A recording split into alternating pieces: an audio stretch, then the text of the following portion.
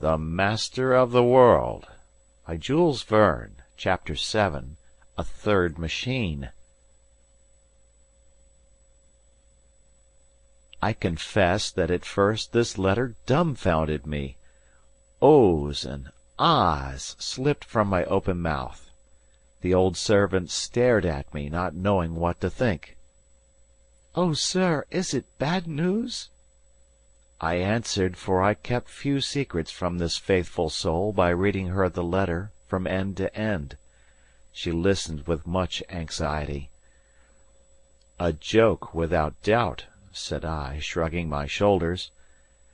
"Well," returned my superstitious handmaid, "if it isn't from the devil, it's from the devil's country, anyway." Left alone, I again went over this unexpected letter.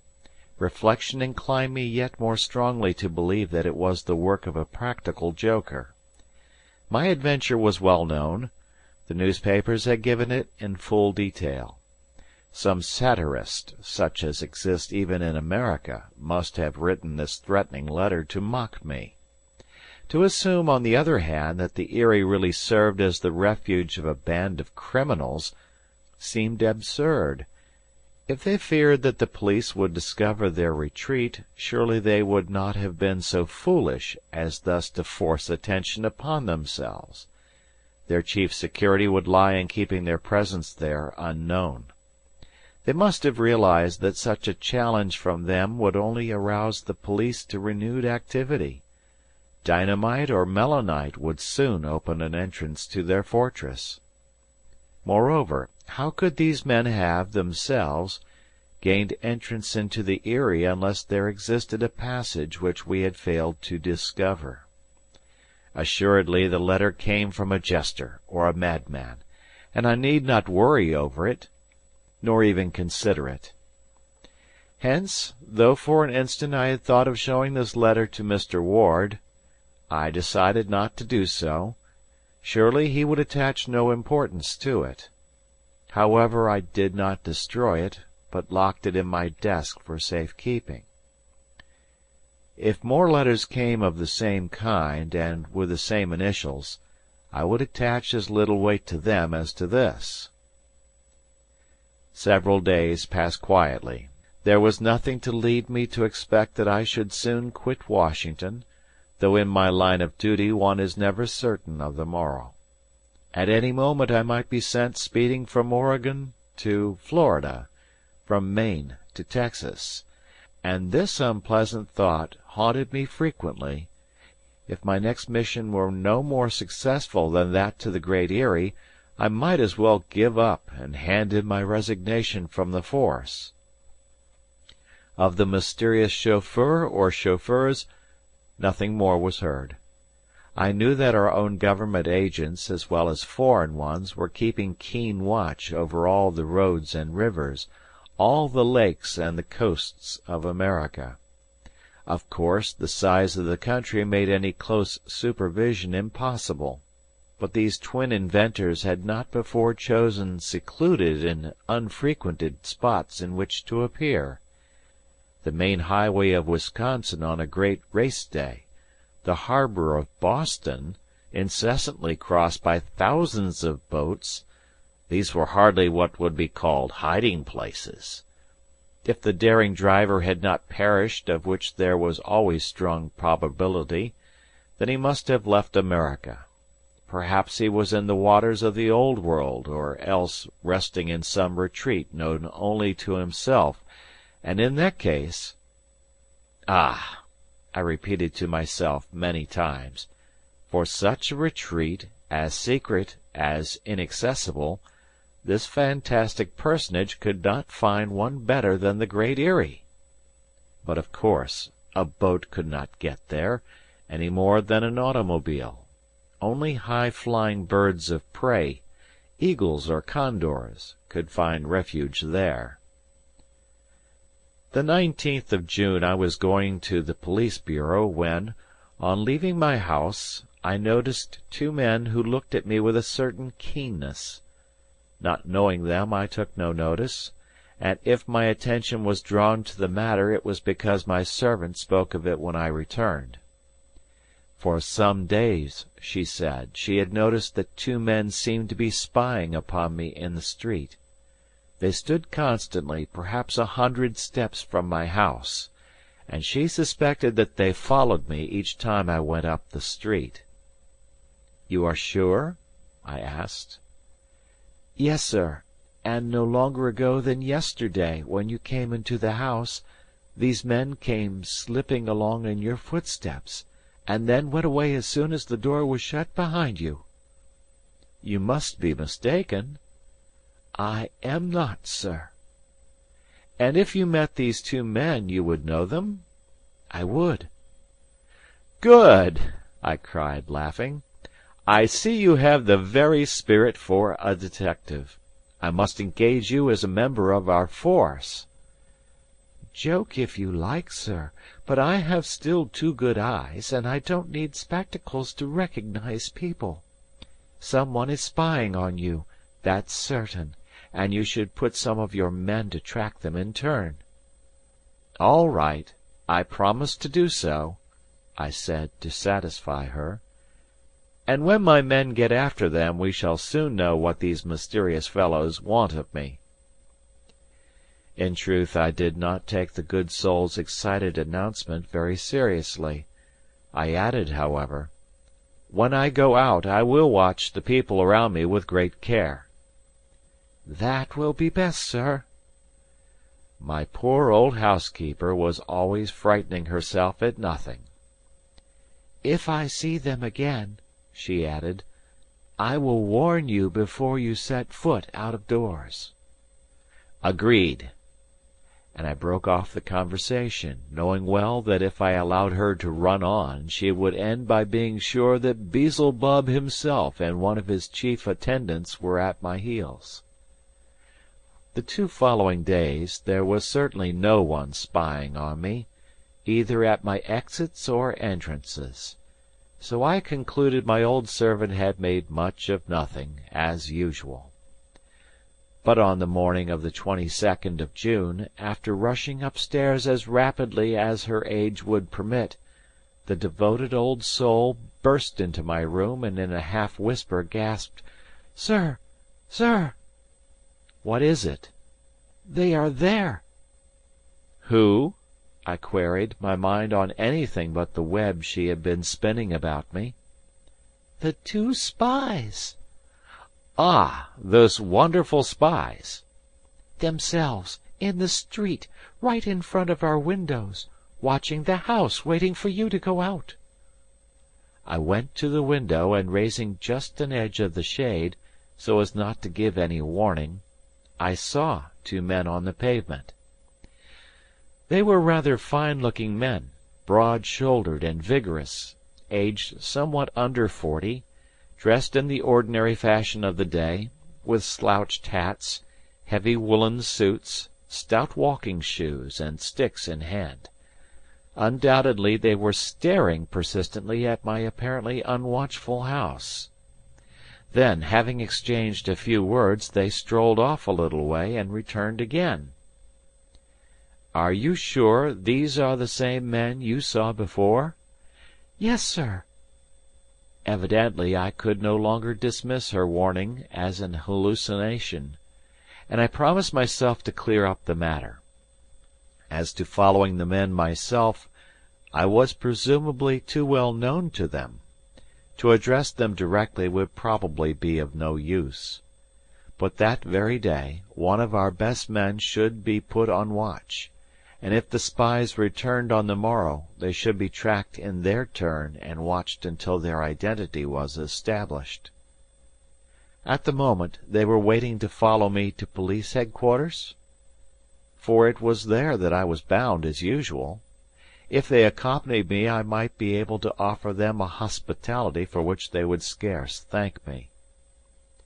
I took my hat, and while the housekeeper remained peeping from the window, I went downstairs, opened the door, and stepped into the street. The 2 men were no longer there. Despite all my watchfulness, that day I saw no more of them as I passed along the streets. From that time on, indeed, Neither my old servant nor I saw them again before the house, nor did I encounter them elsewhere. Their appearance, however, was stamped upon my memory. I would not forget them. Perhaps, after all, admitting that I had been the object of their espionage, they had been mistaken in my identity. Having obtained a good look at me, they now followed me no more. So, in the end, I came to regard this matter as of no more importance than the letter with the initials M.O.W. Then, on the 24th of June, there came a new event, to further stimulate both my interest and that of the general public in the previous mysteries of the automobile and the boat. The Washington Evening Star published the following account, which was next morning copied by every paper in the country. Lake Kerdall in Kansas, 40 miles west of Topeka, is little known. It deserves wider knowledge, and doubtless will have it hereafter, for attention is now drawn to it in a very remarkable way. This lake, deep among the mountains, appears to have no outlet. What it loses by evaporation, it regains from the little neighboring streamlets and the heavy rains. Lake Kerdall covers about 75 square miles, and its level is but slightly below that of the heights which surround it. Shut in among the mountains, it can be reached only by narrow and rocky gorges. Several villages, however, have sprung up upon its banks. It is full of fish, and fishing boats cover its waters. Lake Kerdall is in many places 50 feet deep close to shore. Sharp, pointed rocks form the edges of this huge basin.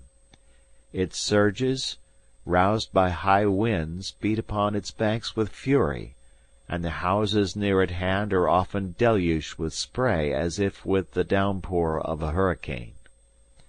The lake, already deep at the edge, becomes yet deeper toward the center, where in some places soundings show over 300 feet of water. The fishing industry supports a population of several thousands, and there are several hundred fishing boats in addition to the dozen or so of little steamers which serve the traffic of the lake. Beyond the circle of the mountains lie the railroads which transport the products of the fishing industry throughout Kansas and the neighboring states. This account of Lake Kerdall is necessary for the understanding of the remarkable facts which we are about to report. And this is what the Evening Star then reported in its startling article. For some time past, the fishermen have noticed a strange upheaval in the waters of the lake. Sometimes it rises as if a wave surged up from its depths. Even in perfectly calm weather, when there is no wind whatever, this upheaval sometimes arises in a mass of foam. Tossed about by violent waves and unaccountable currents, boats have been swept beyond all control. Sometimes they have been dashed one against another, and serious damage has resulted. This confusion of the waters evidently has its origin somewhere in the depths of the lake, and various explanations have been offered to account for it. At first it was suggested that the trouble was due to seismic forces, to some volcanic action beneath the lake.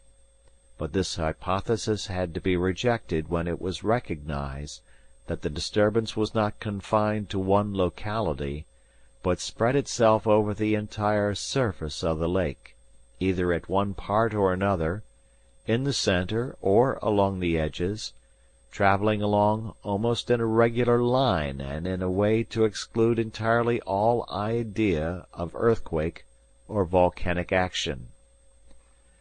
Another hypothesis suggested that it was a marine monster who thus upheaved the waters. But unless the beast had been born in the lake, and there grown to its gigantic proportions unsuspected, which was scarce possible, he must have come there from outside. Lake Kerdall, however, has no connection with any other waters. If this lake were situated near any of the oceans, there might be subterranean canals, but in the center of America, and at the height of some thousands of feet above sea level, this is not possible. In short, here is another riddle not easy to solve, and it is much easier to point out the impossibility of false explanations than to discover the true one. Is it possible that a submarine boat is being experimented with beneath the lake? Such boats are no longer impossible today. Some years ago, at Bridgeport, Connecticut, there was launched a boat, the Protector, which could go on the water, under the water, and also upon land. Built by an inventor named Lake, supplied with two motors, an electric one of 75 horsepower and a gasoline one of 250 horsepower, it was also provided with wheels a yard in diameter, which enabled it to roll over the roads as well as swim the seas. But even then, granting that the turmoil of Lake Kirdall might be produced by a submarine, brought to a high degree of perfection, there remains as before the question of how it could have reached Lake Kirdall. The lake, shut in on all sides by a circle of mountains, is no more accessible to a submarine than to a sea monster. In whatever way this last puzzling question may be solved, the nature of this strange appearance can no longer be disputed since the 20th of June. On that day, in the afternoon, the schooner Markel, while speeding with all sails set, came into violent collision with something just below the water level. There was no shoal nor rock near, for the lake in this part is 80 or 90 feet deep. The schooner, with both her bow and her side badly broken, ran great danger of sinking. She managed, however, to reach the shore before her decks were completely submerged. When the Markel had been pumped out and hauled up on shore, an examination showed that she had received a blow near the bow as if from a powerful ram. From this it seems evident that there is actually a submarine boat which darts about beneath the surface of Lake Kirdall with most remarkable rapidity. The thing is difficult to explain. Not only is there a question as to how did the submarine get there, but why is it there? Why does it never come to the surface? What reason has its owner for remaining unknown? Are other disasters to be expected from its reckless course? The article in the Evening Star closed with this truly striking suggestion. After the mysterious automobile came the mysterious boat. Now comes the mysterious submarine. Must we conclude that the three engines are due to the genius of the same inventor, and that the three vehicles are in truth but one? End of chapter.